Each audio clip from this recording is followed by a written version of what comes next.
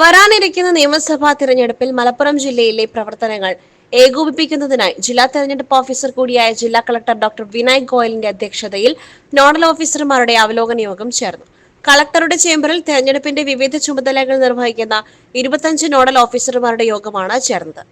സ്വാതന്ത്ര്യവും നിഷ്പക്ഷവും സുതാര്യവുമായ തിരഞ്ഞെടുപ്പ് ഉറപ്പുവരുത്തുന്നതിനായി എല്ലാ നോഡൽ ഓഫീസർമാരും കൃത്യമായി ചുമതല നിർവഹിക്കണമെന്ന് കളക്ടർ നിർദ്ദേശിച്ചു. തെരഞ്ഞെടുപ്പ് കമ്മീഷന്റെ കർശന നിർദ്ദേശങ്ങൾ പാലിച്ചുകൊണ്ട് സുതാര്യവും നിഷ്പക്ഷവുമായ വോട്ടെടുപ്പ് ഉറപ്പാക്കുവാൻ കളക്ടർ ഉദ്യോഗസ്ഥർക്ക് നിർദ്ദേശം നൽകി. തിരഞ്ഞെടുപ്പ് പ്രക്രിയയുടെ ഓരോ ഘട്ടത്തിലും നോഡൽ ഓഫീസർമാർ പുലർത്തേണ്ട ജാഗ്രതയെക്കുറിച്ച് കളക്ടർ സംസാരിച്ചു.